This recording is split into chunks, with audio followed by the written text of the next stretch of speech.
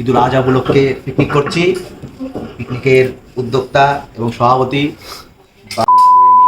কিরণ কুমার দাস এবং তত্ত্বাবধানে আছে শাহ গোষ্ঠীর বড় ছেলে জিয়াউল শাহর ছেলে রাতুল শাহ। আর সার্বিক সহযোগিতায় আছে আমাদের MK গোবিন্দ ওরফে সাগর কবিরাজ। এই খাওয়া দাওয়া হচ্ছে আজকে হাঁসের মাংস দিয়ে, হাঁসের মাংস এবং হাঁসের মাংস কালাভুনা আর বিরিয়ানি আমাদের আজকে রেসিপি। রান্না করবে আমাদের বন্ধু আতুল আলম শাহ এবং খরিদ জাল ডাল দেওয়া এবং তত্ত্বাবধানে থাকবে আমাদের সাজু কাকার ছেলে সবুজ, কিং সবুজ, হাঙ্গারি চালায়। পাপড় অন্যভাবে বাজে। এটাকে যত সম্ভব কসলাবেন, যাদের অভিজ্ঞতা আছে। এখানে এই কসলানোর অভিজ্ঞতা শুধুমাত্র আমার রাতুল বন্ধুর আছে, এটার কারণ নাই। সুন্দর করে পেস্ট করবেন, সুন্দর করে, যেন এই মাখাতেই গন্ধ বেরিয়ে যায় রান্না হয়ে গেছে। এখন আপনারা থামবেন মাখা, যত মাখতে পারেন, দরকার যদি 3-4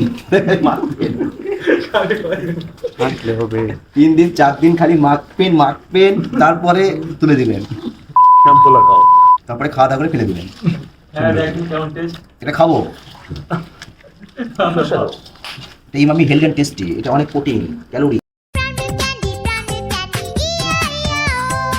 আসলাম মিল্ক ক্যান্ডি বেকের পর এবারে আমরা রসুনটাকে সুন্দর করে আমরা ধুয়ে নিয়েছি, সুন্দর করে কেটে নিয়েছি। এবার আমরা রসুনটার মধ্যে দিয়ে দিই।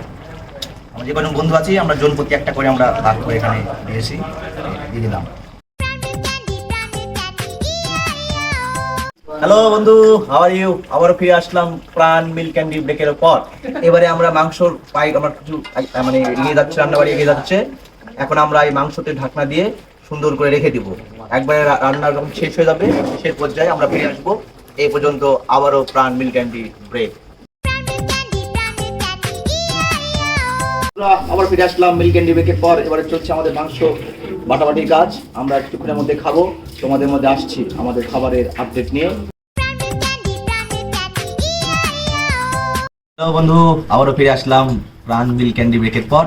এবার আমাদের খাওয়া দাওয়া শুরু হয়ে গেছে, আমরা খাওয়া দাওয়া শুরু করে দিয়েছি। যে হাঁসের মাংসটা দেখেন খুব সুন্দর হয়েছে, এই যে খুব খুব সুন্দর। রাতুল রান্না করেছে। এখন আমরা সবাই মিলে খাবো, খেয়ে দেখবো কেমন টেস্ট, খেয়ে দেখবো কেমন হয়েছে।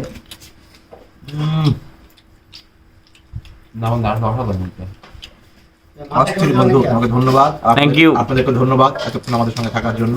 আবার দেখা হবে কোনো এক সময়, কোনো এক মাঠে, কোনো এক ময়দানে। Tata, bye bye.